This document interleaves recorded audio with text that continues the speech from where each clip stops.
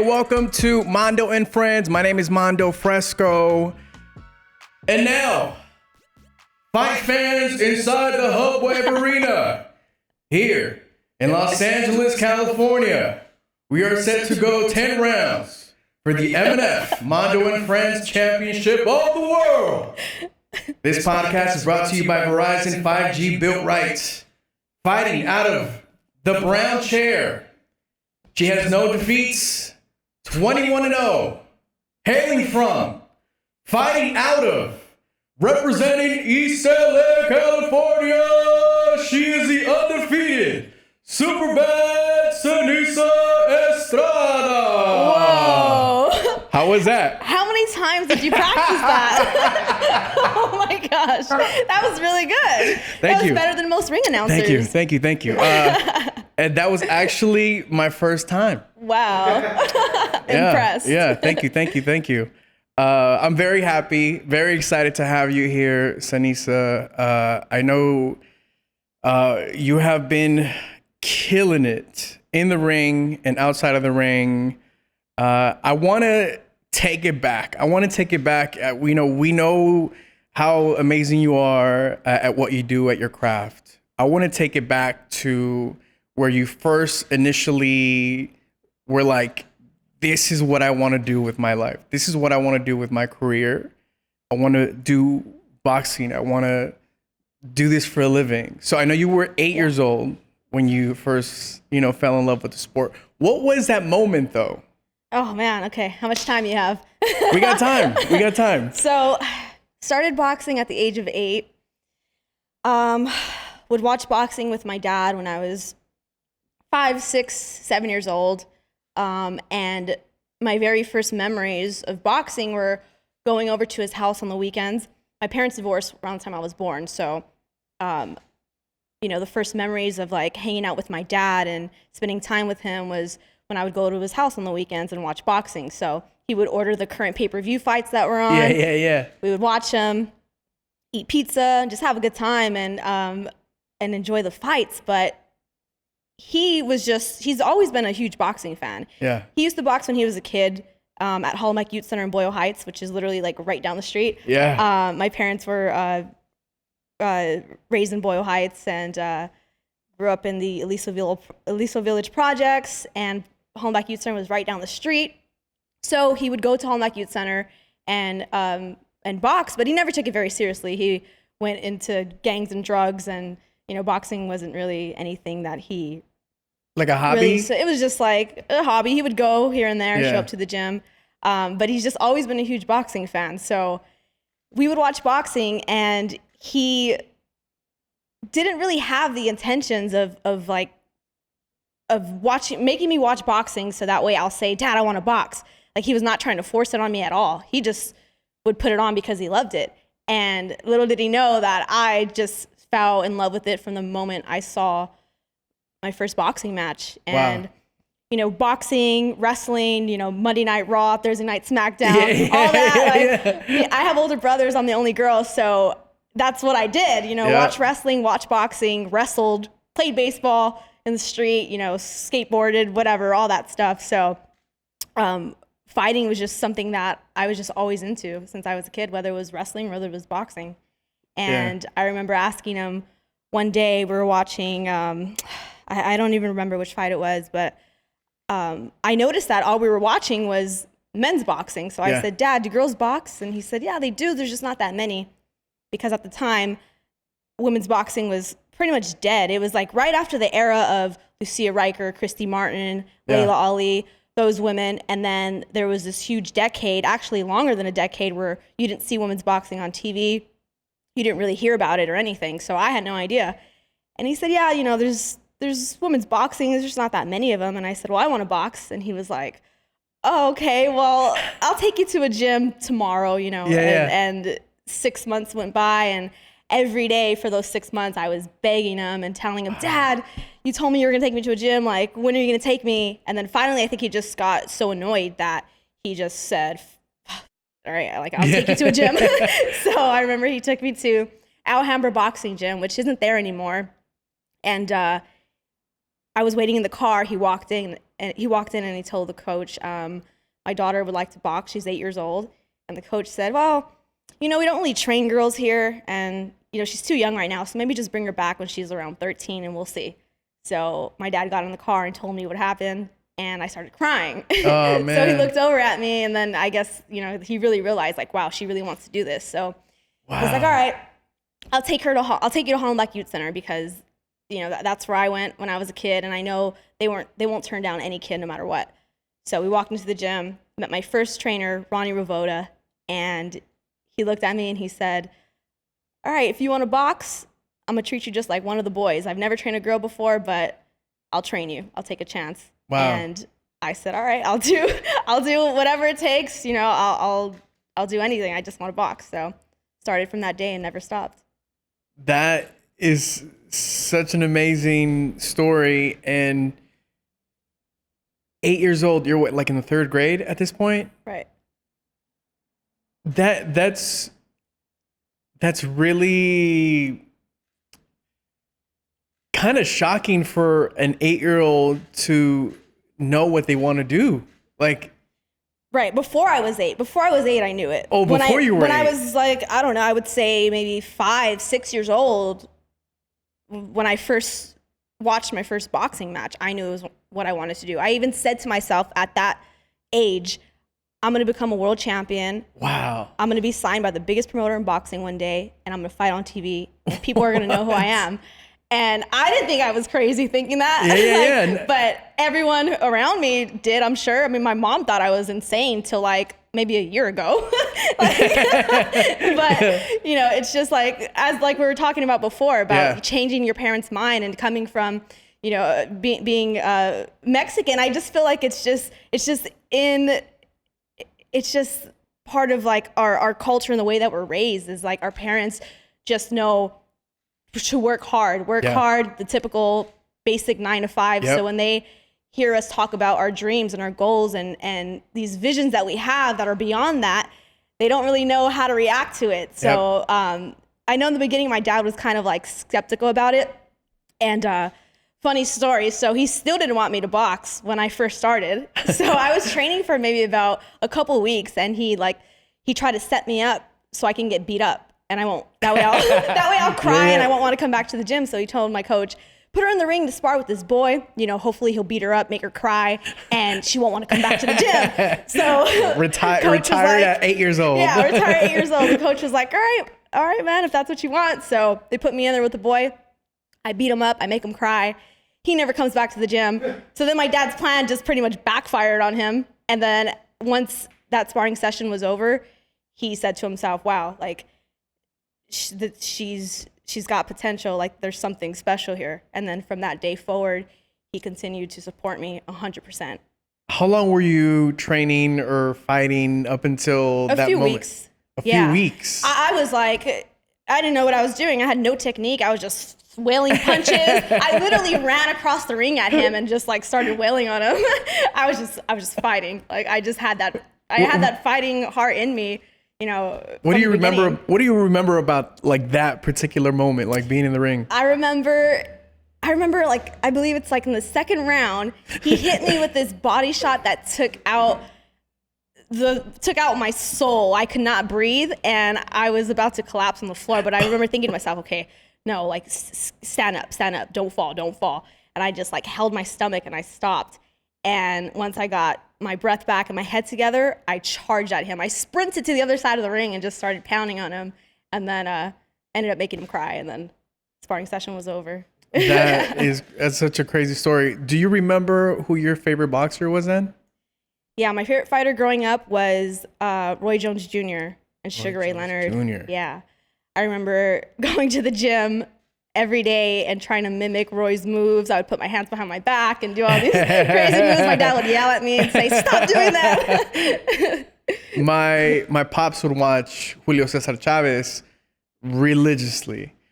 His business, he has like a glazier, like a glass shop, and every newspaper that Chavez was on, like he would like cut it and then like paste it on the wall. I don't know with what. It was just always on the wall. I glued it with something. And there was always Chavez everywhere.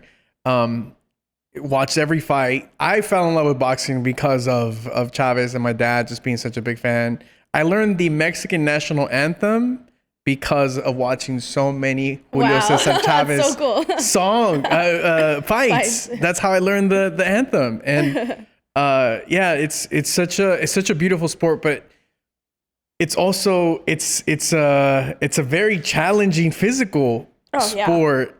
So I can see why also as a parent you're like, oh, I don't want my daughter to be in the ring like that. How long did it take you to convince your parents? Well, to convince my dad, I would believe it was after that sparring session.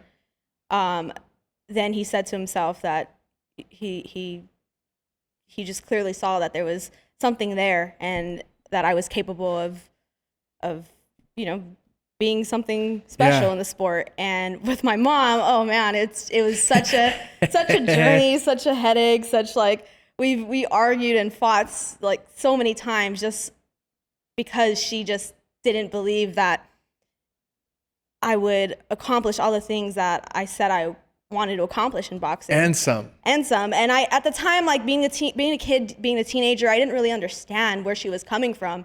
But now, being older, I totally get it. I totally get it because she would always see me just so hurt and so heartbroken from just trying to make it and just trying to accomplish all the things that I wanted to. And I know, of course, seeing your child hurting from something that they love so much is gonna hurt you as well. So now I understand that, and I'm like, okay, I wouldn't want to see my kid struggle like that either. Yeah. So, there was so many times where she just told me, maybe you should just go to school full time, go to college, do something, be a nurse or do something. Do something normal. My pops was like, why don't you just work at a bank?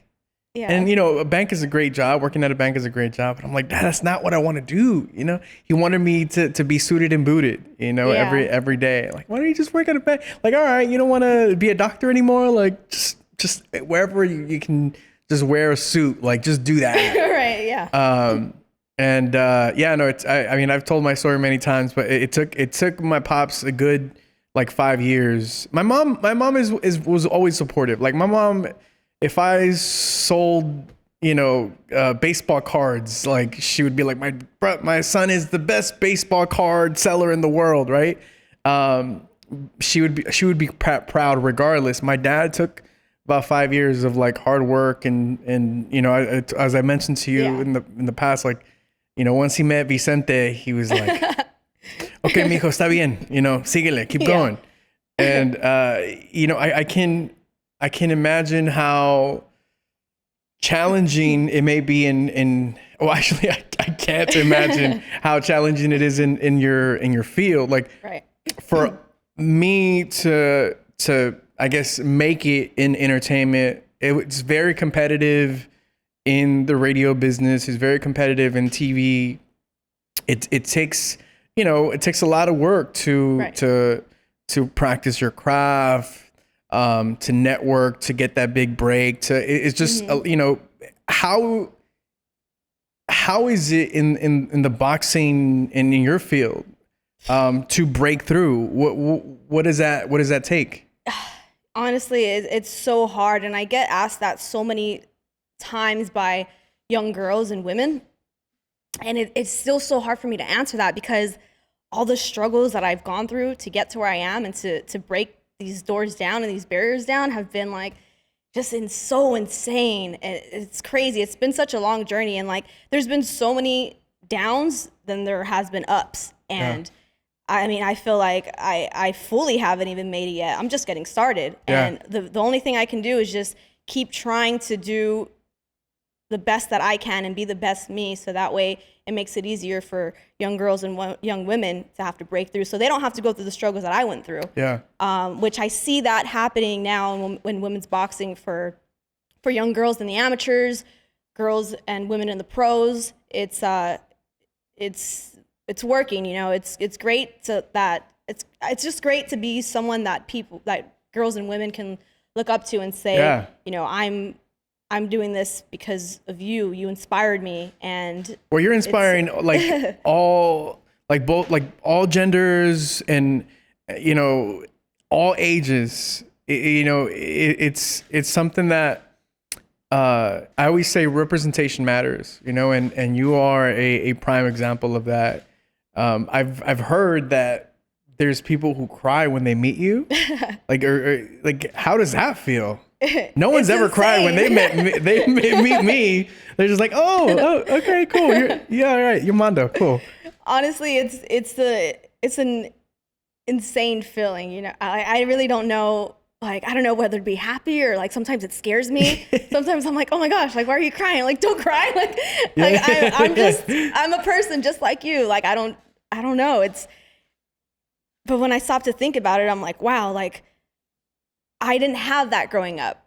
I looked up to Roy Jones, Sugar Ray Leonard, you know, Oscar De La Hoya, because he comes from the same place, the neighborhood that I come from. So that was very inspiring. But to have that female to look up to, it's huge, because I didn't have that. So I can only imagine how much more inspired I would have been if I would have had a female who looks just like me, who's doing all the things that I want to do.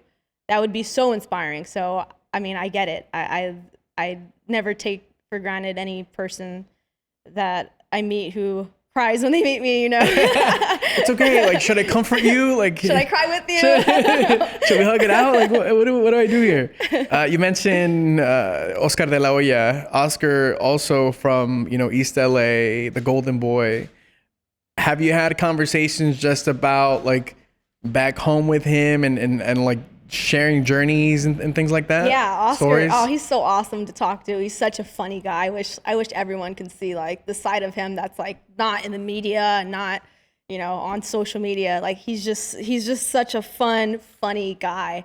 And you know, the conversations that we have, it's just always fun, you know, talking about East LA and his stories of, you know, his stories of growing up and different things like that. He's just he's awesome. And like the great thing about it is that he had once said that he'll never sign any female fighters. And you know, now you're like, what's up now? What's up now? You know, but now he's like totally on board and just so supportive of me. And it just feels so good. It's you know, it's a dream come true. When I was a kid, I wanted to be signed to Golden Boy Promotions so badly one day, and I knew it would happen. Wow. I didn't know when, but I knew it would. So that's incredible. When it comes to living out your childhood dream, do you ever look back? Do you ever like have these moments when you're like, damn, like I'm really doing this? I do, yeah. Lately I have been, you know, sometimes like, you know, you're living it, you know, it's you. So sometimes you don't stop to think about that, but then, there's just so many times where lately I've been thinking like, man, like I remember the times where I was just so depressed and sad and I didn't even want to get out of bed. Yeah. I remember I had been so depressed that I lied to my mom and told her that I didn't want to get out of bed or leave my room because I was sick.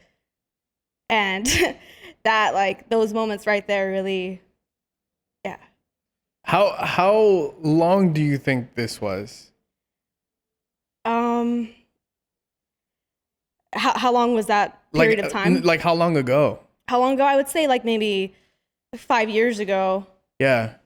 4 years ago, at least, yeah. You know what? Something that I am very adamant about is talking about mental health and talking about like the importance of breaking the stigma of like mental health therapy. I go through that still, you know, and I talk about it. I talk about it on social. I talk about it on the show all the time.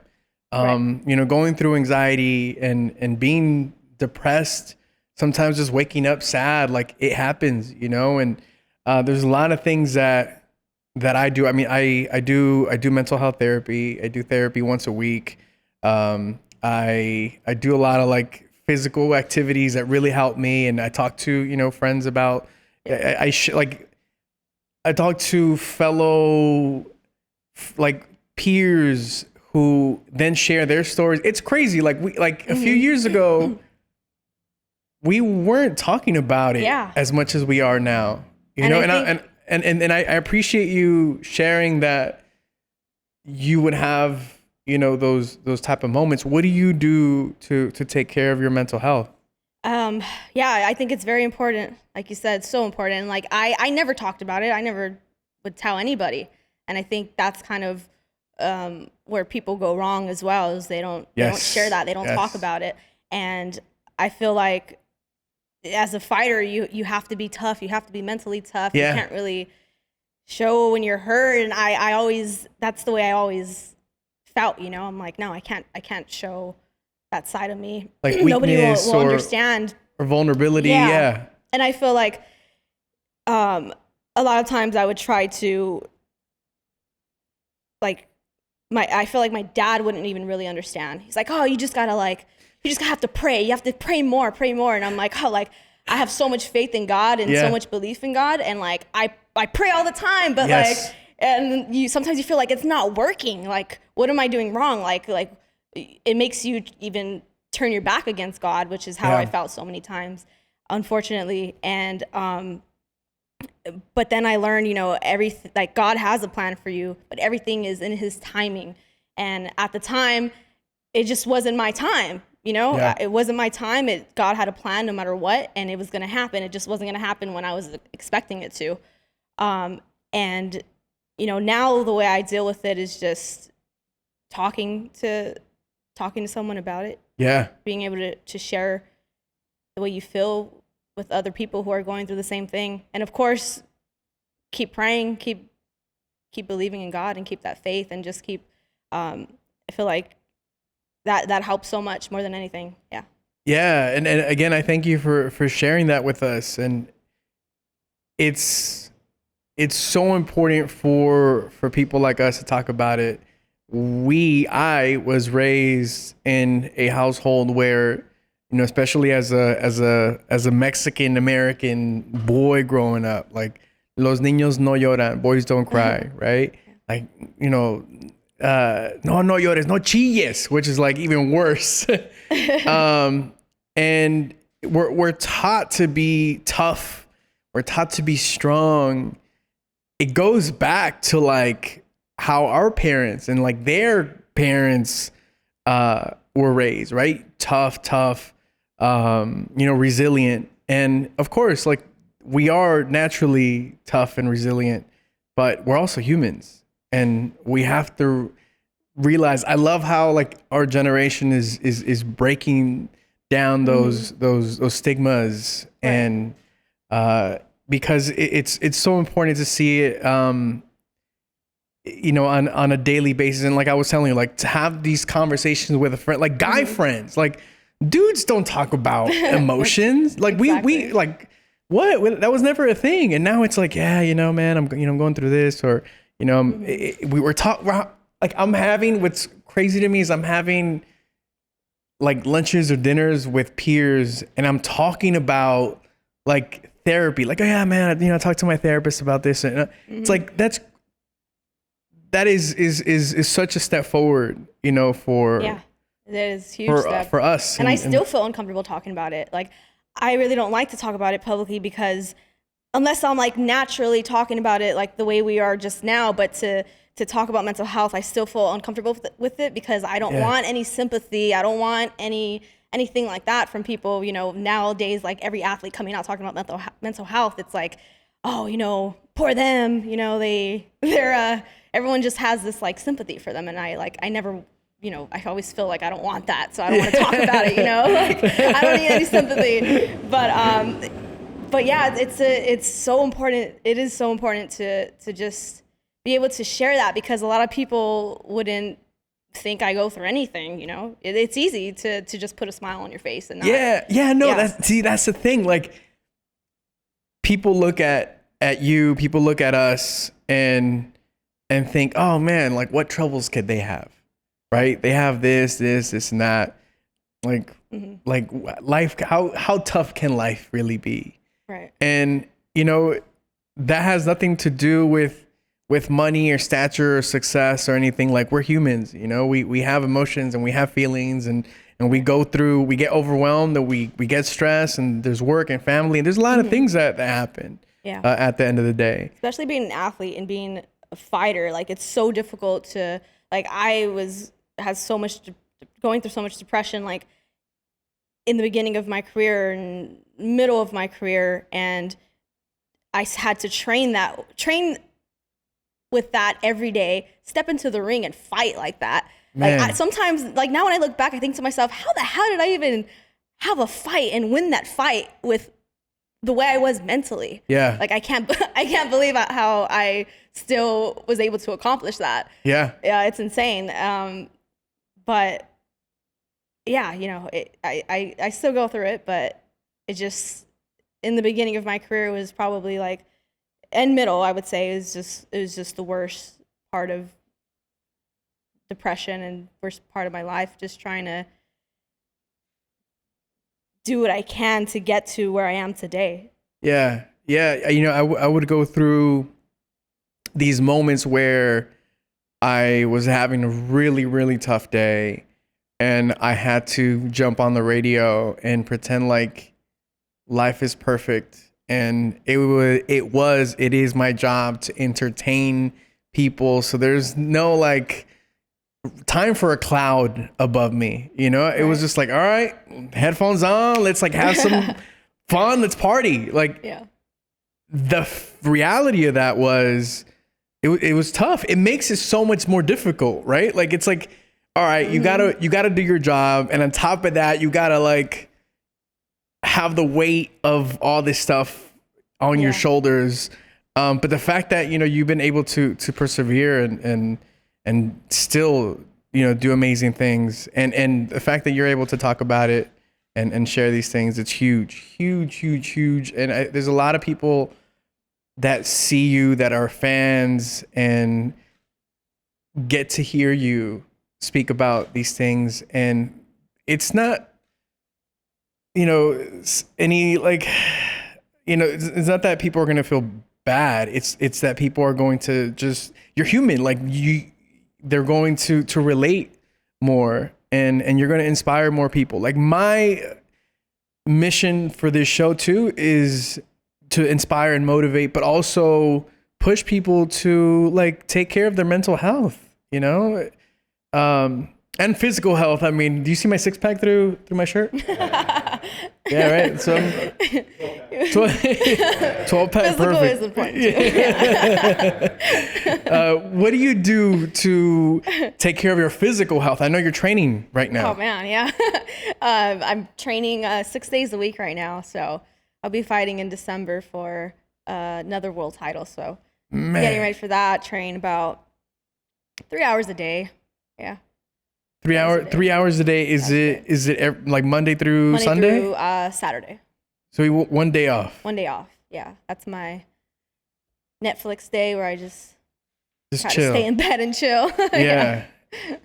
How is it as a boxer? Like, your diet, does it change when you're training to when you're not training for a fight?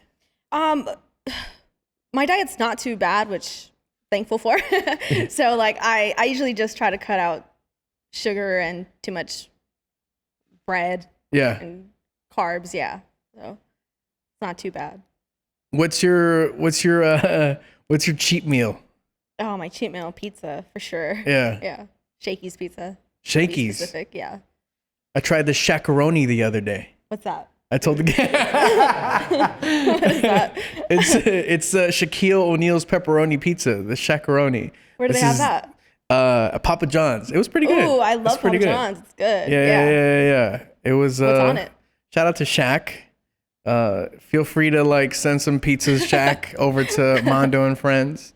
I want to touch on the fact that you are fighting before the end of the year. What can you tell us about that upcoming fight? Yeah, I'll be fighting at the end of the year. Don't know too much information yet as far as who I'm fighting, but we're going for another world title. I just want to fight, world champions, hopefully unification fights or rack up another world title. So I'm excited.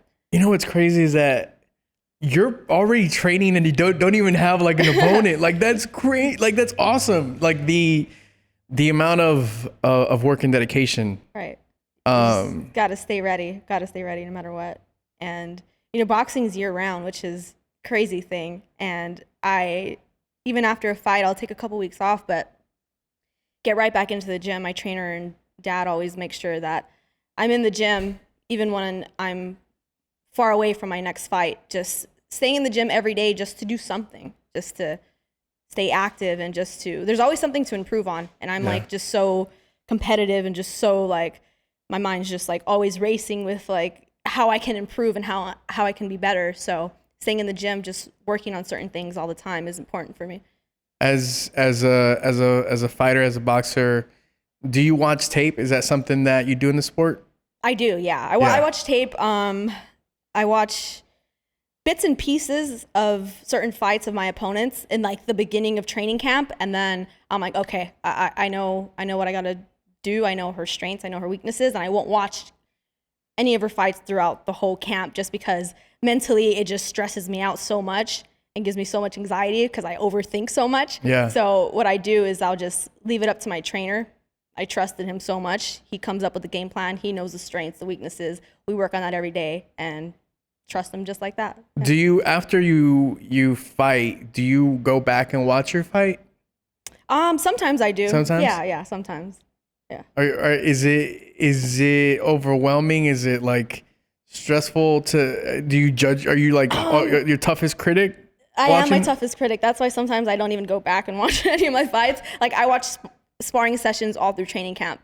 That I do, and I study it and I correct it. I correct whatever I might be doing wrong and improve it in the next sparring session and watch that one to make sure that our game plan is working exactly how we want it to. So you're undefeated. How does that feel? Is it?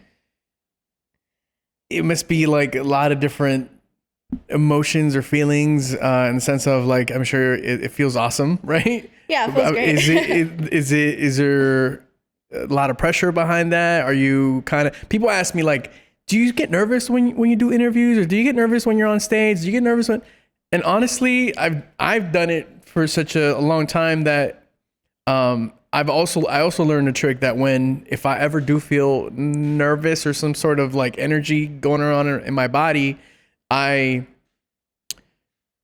sort of pivot that energy. I transfer that energy or trick my mind to thinking I'm not nervous, I'm excited, right? So if you were to ask me, do I get nervous? Like I don't. And I just feel sometimes I feel like energy, but I always like push it out as excited energy.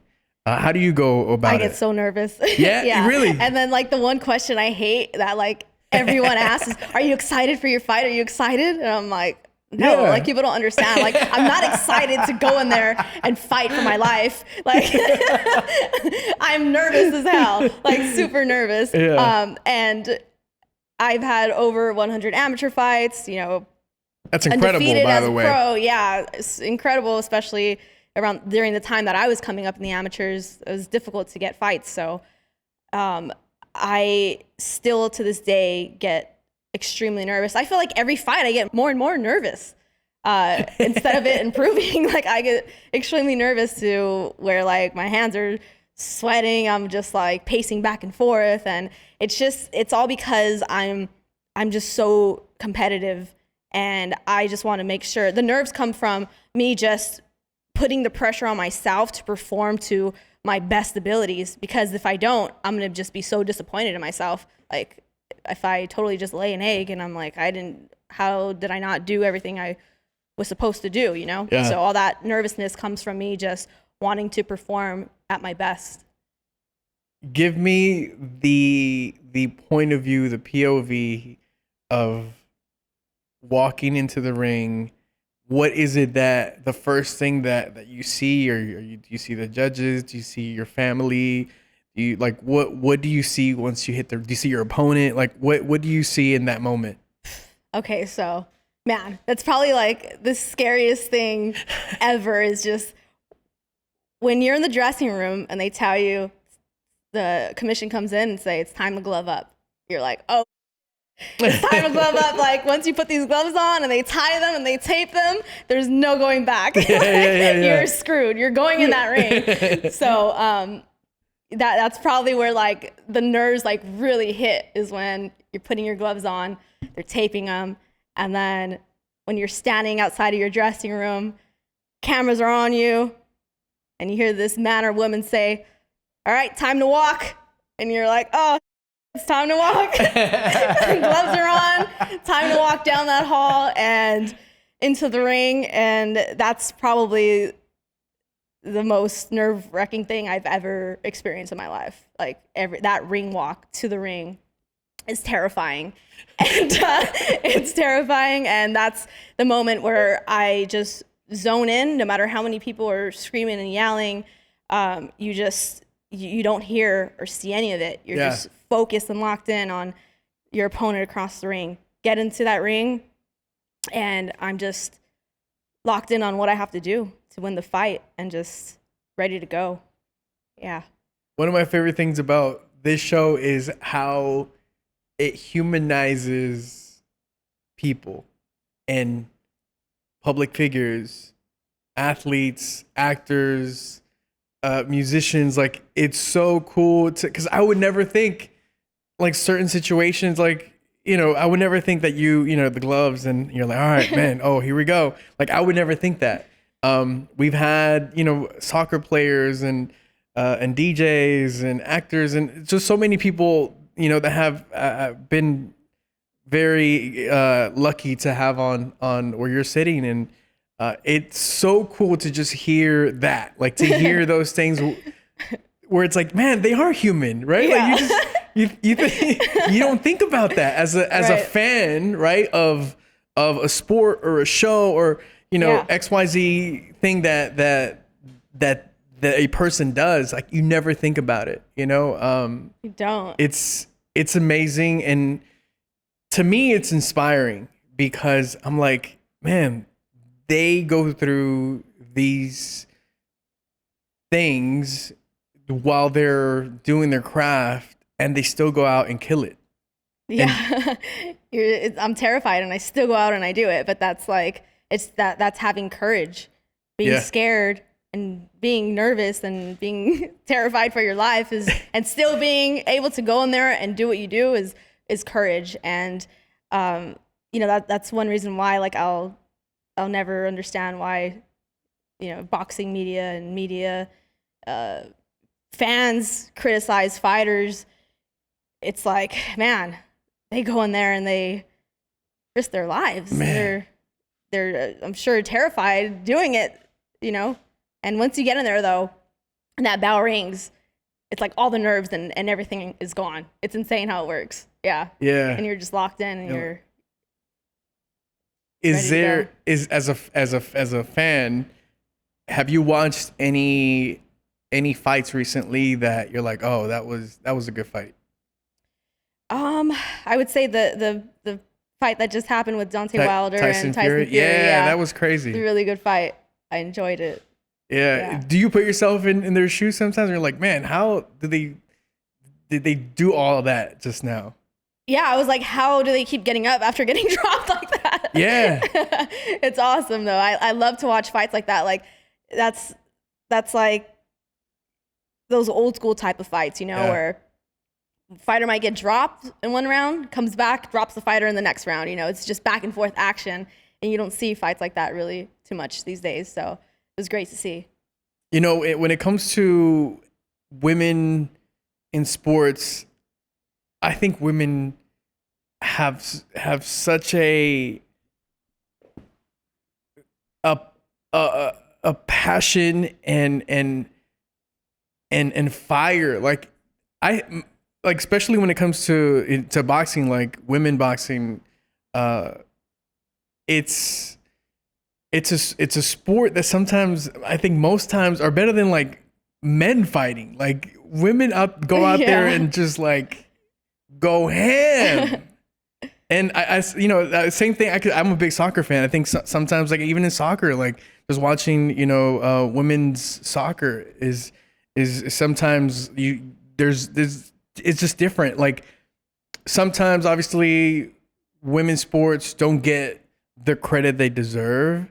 But man, like if people really give these sports a chance, like they would see that there's a lot of passion and fire, grilling in there, and especially when it comes to boxing. Right. Yeah. There's a lot of talented women in every sport. And yeah, in boxing, like I feel like they have to just go out there and try to get that attention and win the fans over and win the people over, because women's sports is, not where it should be, not where we want it to be, but it has been improving so much. Yes. Which is great. It's so great to see because, I have nieces who play sports, and just I hope that when they're in high school and in college and after college that they're able to play any sport they want and have that support, have that recognition, have that platform that I didn't have when I was coming up. So, I'm trying my best to make that happen. No, you're doing a great job. You're doing a great job at that. I was going to ask you, when you walk out, how do you pick your song? Like, how does that happen? So when you can pick any song when you walk out, and I just have been sticking to "Girl on Fire" by Alicia Keys. Yeah, it's a cool vibe for me. I feel like it's like uplifting. It's uplifting, and it's still like a motivating song. Right. Yeah. And you can't go wrong with Alicia Keys. I like it. So I think I'll be using that for a while. But it's funny because my trainer's like, "Oh, you better not walk out to any hip hop song, any rap song, like too sexy for this shirt, too sexy for these gloves, too sexy for this." Nothing. So he's totally against that. He's like, if you ever like walk out to one of those songs, I ain't walking out. He's like, I'm staying in the hallway. Like, oh, you won't walk it out. I'll meet you in the ring after. So, but yeah, that's not really my thing anyway. I feel like it's all about like, it's what suits you and your personality. Yeah. Especially at that moment when you're walking out, it's got to be a vibe and something that is you. So. You've done a lot of things in your life, your career now. What is the most memorable, the first thing that comes to mind? Most memorable, I would say, winning my first world title this past March. Man. Yeah. Congrats. Thank you. Yeah, that was definitely very, I can't memorable. Say it. Memorable. Yeah. No, that is obviously a dream come true. Yeah. Outside of boxing, what are some of your dreams, aspirations? Outside of boxing, I definitely want to get into broadcasting and commentating. Super cool. Yeah, and I just wrote a couple of children's books, so I want to get those published and get that out there. So that's amazing. Yeah. What can you tell us about the children's books? So the children's books are just these ideas I have in my head, my imagination. I've always loved writing since I was a kid. So I would just write these stories, and I never really did it with the thought of ever publishing them. I just did it because it's what I enjoyed. So the stories are very inspiring and uplifting to kids. So I'm excited to have everyone see that. Yeah. That's beautiful. That's really. Do you have a name for like the series of books, or? I don't yet, but I'm working on it. I think I would like to put out a series at once. So. Are you doing the illustration for it too? I'm not doing the illustration. Stick figures. I cannot draw. Yeah. So, but yeah, I'm excited about it. It should be cool. That's awesome. So. Out of all the things that you get to do, obviously, you give back, you love your community. What would you say is that number one thing for you when it comes to connecting with your fans and the youth? I would say just being able to go back to gyms in the local area and talk to kids and inspire them. Inspire them to just keep believing in themselves and just keep working hard. And that's definitely one thing that I enjoy doing, is just talking to the youth about following their dreams and just believing in themselves, and having someone like me who's come from where they came from, being able to accomplish whatever they want in life. That must be super intimidating to see you in the gym training, and to be a fan, and you're like when do I like go say hi, or how can I? You're over there like pa pa pa. You're like maybe I should just hang out. I'm just gonna kick back here for a little bit. Like do you see people eyeing you like they want to say hi, but yeah, happens all the time. Yeah. And is at that point, like how does it usually work out? Usually I have to go up to them and say, like, hi. Like, hey, hi. It's so funny. Yeah. When people, when I have that sort of interaction with people like out and about, sometimes I'll just say hi, and then they're like, hi. And then they'll say, are you, what do you do? Though I'm like, and then I'm like, I do real estate. You do real estate? Oh. And I see like, they're like, damn, I thought you were this other dude. So funny. Oh, okay. I'm like, nah. And they're like, funny. I knew it. Yeah. I knew it was you. I love messing with people like that too. They're like, are you Seniesa? I'm like, no, who? Yeah. So awesome. Yeah, just to see their reaction. And then, or sometimes like when somebody will ask for a picture, hey, can I take a picture with you? And I'm like, no. And I'm like, I'm just kidding, of course. Yeah, I would be like, all right, that's cool. I'm not gonna question her. That is so funny, man. What would you say is the biggest misconception about Seniesa? Biggest misconception? Oh man, I don't know. I mean, that's a good question. I have no idea. How about the sport, about boxing? What's the biggest misconception about boxing? Biggest misconception about boxing is just, I don't know, maybe that every fighter is like not very approachable, Yeah. Everyone thinks like, oh man, like this person is probably not in a good mood, or this person's mean. I don't know, maybe that's what some people might think about me. Yeah. And then when they meet me, they're like, oh my God, you're cool as Yeah. Yeah. That's true. That's very, very true. You and I met at a soccer match at LAFC. When did you get into football, into soccer? I've always enjoyed watching soccer. Yeah, I think it's fun. I always used to play FIFA at the gym with my teammates. Oh, nice. Yeah, we had like this FIFA competition. So, yeah, I've always been very into soccer. And then being there at LAFC is like insane. The vibe and everything. The fans are amazing. Yeah. Yeah. But I'm huge with baseball. I love baseball. Oh, nice. Baseball is definitely my favorite sport besides boxing. Did you grow up playing baseball? I grew up softball? Playing baseball, like not in a league, but just street with my friends and brothers.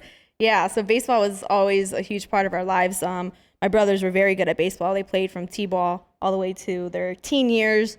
And my mom worked at Dodger Stadium for like 12 years. So, wow.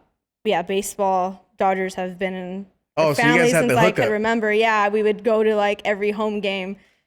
Yeah, so. That's cool. It's kind of nice to be a Dodger fan as of late. Stressful. It's so stressful, yeah. Yeah. I feel like I'm going to have a heart attack watching a game one day. Yeah. What do you think sport does for people? What does it do for you? As a fan and as an athlete? As a fan and as an athlete, I think sports it's something that just can take your mind off of anything you're going through, I think, in life or throughout the day. Yeah. Whether you're the athlete who's playing the sport or whether you're the fan that's watching the sport, I think, people look forward to just taking their mind off of everything and just watching a good game, whether it's a football game, baseball game, or a basketball game, or a boxing match. I think that's where people can really all come together at once and just relate. So I I have a boxing bag in my gym, and I don't know what I'm doing with my hands at all, but I'm just like, punching it with sometimes I'm just like doing a speed thing, and then and sometimes I'm like, putting some power into it. But that to me is therapeutic, right? As a professional athlete, is it also therapeutic, or is it different because it's your job? No, therapeutic for sure. Yeah, definitely. I mean, going into the gym every day and working out is just something that, like I said, can just take your mind off of whatever you're going through at the moment. When you leave the gym, you might have it all back on your shoulders again, but at least when you're in there, as far as for me, like it's just a relief of just everything. What's your least favorite workout movement? Running. I hate running. Yeah, I hate but running too. But I have to do it. Yeah. So I do it, but I just I'm like in a bad mood when I'm doing it. I'm like, ugh. Let's start a I hate running crew. I hate running crew, yeah. And we'll just run all angry, cussing and just. I think we're onto something, because there's so many running crews, but there's no I hate running crews. Right? Yeah, they're all enjoying it while they're running. We can run and hate it and just talk. Yeah, I'm driving by. I'm like, what's wrong with you guys? Yeah, they're just I don't know. Running in place at a stoplight. What? Right, what the hell? What is that? I don't get it. I don't understand how people can be so happy when they're running. I'm just so angry when I'm running. Yeah. Same. But it's great conditioning wise, so I have to do it. Yeah. Do you ever run? I don't know. Again, I'm not a pro athlete. I know you can't really tell, you know what I'm saying? But I'm not. Believe it or not. Me. Are you sure? But do you run up in the mountains or anything Does that help with your breathing? Also, I have asthma, so yeah, I'm all over the place. But yeah, do you go run up in the mountains? I know back in the day, Oscar would go run. Go to Big Bear. Big Bear. Yeah, I don't really know if that whole mountain running works as far as conditioning wise, because I have did my running and conditioning, up in the mountains, and I feel just the same as if I'm training down here. And there's a lot of fighters who have full training camps in high elevation places, but they step into the ring and they're tired after the fourth round. So I don't know. I kind of think that's all mental, really. Yeah. But I do a lot of sprints is what I do. A lot of explosive running. Yeah. More than running miles. I do run miles maybe once a week, but besides that, it's just an hour and a half of just straight sprints, different drills. Super cool. Do you have a place, a venue, that you have enjoyed the most fighting at? Yeah, I would say the Forum. I fought at the Forum about 4 times, and super cool. Yeah, classic. I'm glad I've had the chance to fight there all those times. Yeah. Yeah, it's a very cool venue. You were at the bank too recently. Yeah, Bank of California. Yeah. Yeah. That was really cool. Yeah. And that's an outdoor venue. Outdoor venue. How is that to box outdoors? Is it any different? Well, I would say there's no different at night, but if you're fighting while the sun's still out, it's weird. Yeah. Yeah. So that's kind of weird. As in a boxing event, it's you're used to one type of lighting, and it's the lighting is only in the ring, but then when you're fighting in the daytime outside, you can see everybody in the crowd, you can see the whole stadium, which is kind of weird. So I prefer fighting indoors. Now, this next section of the program is sponsored by Verizon 5G. It's 5G built right from the network more people rely on. 5G ultra wideband is available in parts of select cities, and 5G nationwide is available in 2,700 plus cities. Speaking of 5G, I want to talk a little bit about tech. Seniesa, what role would you say tech plays in your life today? Technology? Oh man. I wish I didn't have to have a phone. That would be awesome. But unfortunately, the time we live in, we do. So, yeah, I have a hard time with technology still. Like, I don't really know how to do a lot of things on my phone. I usually just like text my friend or call her and say, hey, how do I do this? How do I do that? She's like the tech whiz. So yeah, I don't know. I think I have a hard time with like technology and the time that we're in with like social media and stuff, because I feel like, I don't know, I'm just not very good at being comfortable with it. And yeah. With tech or social media? Both. Yeah. But, like, social media, I feel is for me, it's part of my job. I think Right. for all of us now, it's Yeah. it's part of our jobs. Is to be, you know, social. I was gonna say social media active, but it's also kind of like overwhelming to like post, and like you got to be, you know, stories and what would you say is? Let's talk about like the negatives and the plus, right? Mm-hmm. Like, what don't you enjoy about social media? What I don't enjoy about social media is everything. Yeah. Perfect. All right, guys, that's great. Our interview's done here. You know what? I feel you though. Yeah, completely. and like I don't know, I just feel like very uncomfortable. Like I've always been like so like of course social media, I'm sure for a lot of people it makes people feel very like insecure, very just like uncomfortable, and like especially being a female on social media and like being a female athlete, and like I always like have to be careful with the type of things that I post, type of brands that I work with, stuff like that is probably the most difficult part, just because it's easy to portray a certain image on Instagram and on social media that, you know, you don't really want to portray or don't really want to represent. So just trying to still be myself is the most difficult thing. Yeah. For sure. What do you say is the plus? What do you like about social media? The plus is just being able to like self-promote yourself. Of course, it's huge for everybody. I think that's the best thing about it. Yeah. I talked to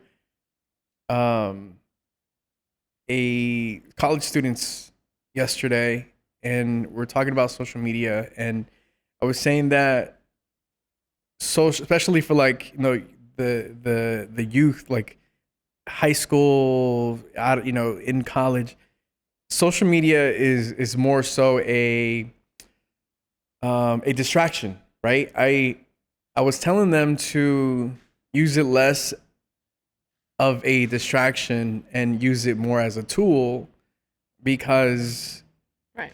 we here at Hubwave and with my career, I have been able to utilize social media and just the internet and make a career out of it, right? Like, I come from traditional media, which is like radio and television, and now with social, I get to do what I would do with TV and what I would do. And it's not that I couldn't do, or I can't do that stuff. I prefer not to. I prefer to have my own like TV radio station, right? And that's because we've been able to spin it and use it to our benefit. Right. And that's why I always, whenever I get to speak to like, you know, young people, fresh out of high school or college, it's like, hey, use that as a tool. You know, Yeah. don't you just, it's cool to see memes and like funny videos and things like that and share with your friends.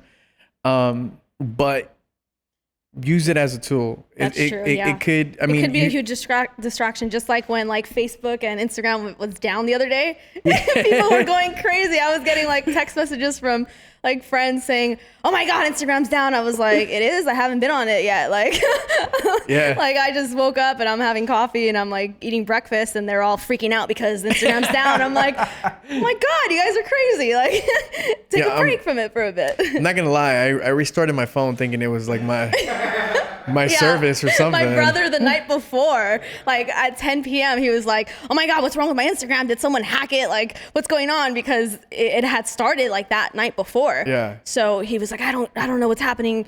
He's like, "Let me log out and then log back in. Maybe like that'll work." And I was like, I don't know. Like, I don't know what's going on. Yeah. And then little did we know the next morning that like it was down for everybody. So yeah, I realized it wasn't my service because I have Verizon. That was good. What would you say you look forward to in 2022? In 2022, I look forward to being undisputed world champion. Yeah, definitely. Hell yeah. I have titles at 3 different weight divisions, so I just want to be undisputed at either one or all 3 all eventually. 3.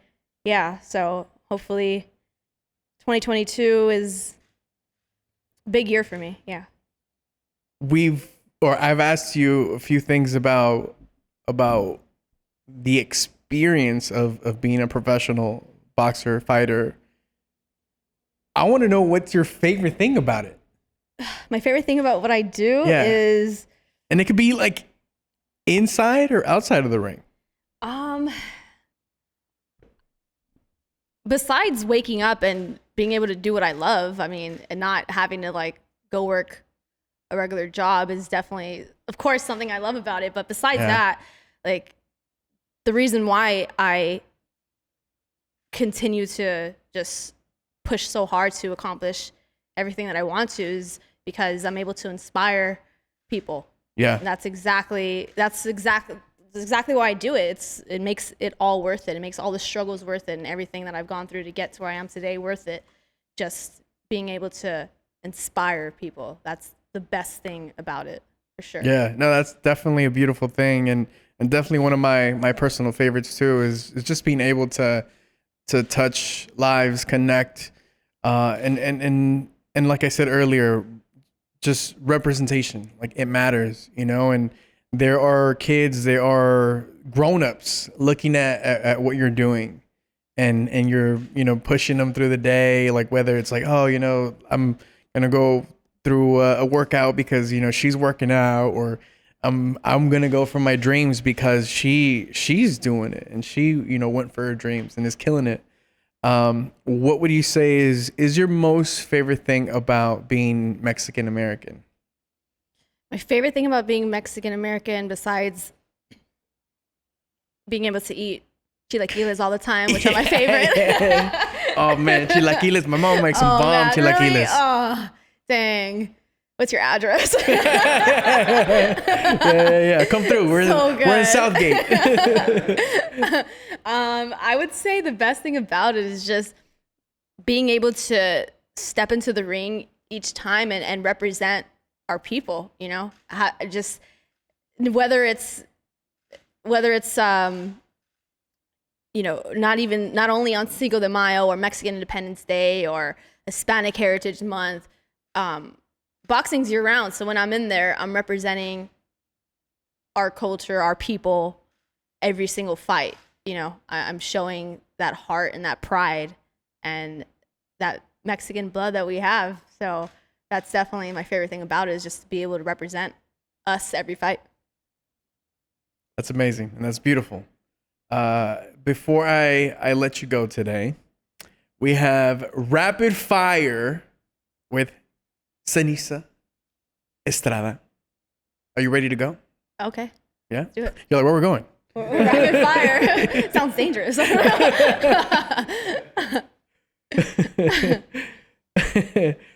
Favorite Latino food dish?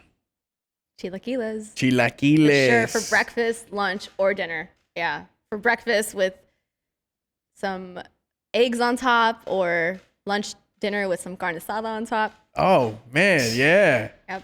And that turns into migas if you put eggs in It turns into what? it. Migas. Oh, that's right. Yeah. Into what? Migas. You never heard of that? Into migas? Migas is with the egg and the tortillas and all that stuff.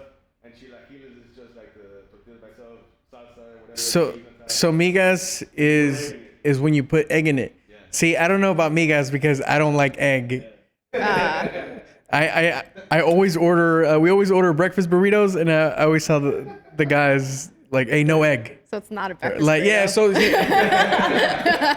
sounds Just a good. burrito. See, I'm able to appreciate food that I'm not a fan of. Right? Like, it's like, oh, that looks good. If I ate egg, like that looks fire. Yeah. Like, I'm able to do that. So chilaquiles, not migas. Yeah. Chilaquiles. Oh, and migas too, you said. Yeah. I didn't know that was a thing, dude. That's awesome. I learned something new today. Best song to play at a party. Best song to play at a party? Yeah. Ooh, that's a good one. Best song to play at a party. Dang. I would say any Michael Jackson song. Do you have a favorite Michael Jackson song? I have a favorite Michael Jackson song, but it's like Young Michael, like Jackson 5 Michael. Nice. What is that? We've Got a Good Thing. Nice. Yeah. What's your favorite album of all time? My favorite album of all time. Start to finish. You just vibe out. Justin Bieber. No, it's like, I'm just kidding. Yeah. I'm a believer. Nice. I like his new album a lot. So, but I'm a huge Bruno Mars fan, so I would say any Bruno Mars album I can listen to, Yeah. start from to finish. Shout out to Bruno Mars. Yeah. He sent over his Selvaray rum and got us tipsy. Those Selvaray will creep up on you. Just FYI, if you haven't had it. Whoa. But Bruno, hey, feel free to like send over some Selvaray to all of us. Right? Or feel free to just come down to Come through, Hopefully. yeah. No big deal. No, you know what? Bruno is such a talented artist. Like this dude. He's so talented. You said Michael Jackson. I think he's our generation's Michael Jackson. I went to see him in Vegas a few months ago, and like I've always loved him, but watching him perform, I was like, oh my God, this guy is like, I mean, of course, nobody can be compared to Michael and Prince, but he's at that level of performance. He's like very talented. Yeah, I've had the chance to see a lot of different artists perform. Beyonce and Bruno Mars, I would say, are the top two performer alive, right? Performers, they kill it. Beyonce, have you seen Beyonce on a chair, dude? Bro, like I didn't know there's so many ways to sit on a chair. That's funny. Best singer of all time. Best singer of all time, like vocally or Vocally. vocally. Oh man, that's tough. There's so many good singers vocally. You know what? I've always thought that George Michael vocally is like incredible. Wow. That's random, I know, but yeah. George Michael. That was left field, but It was like, but I'll take it. Best spot to eat at an East Los. best spot to eat in East Los.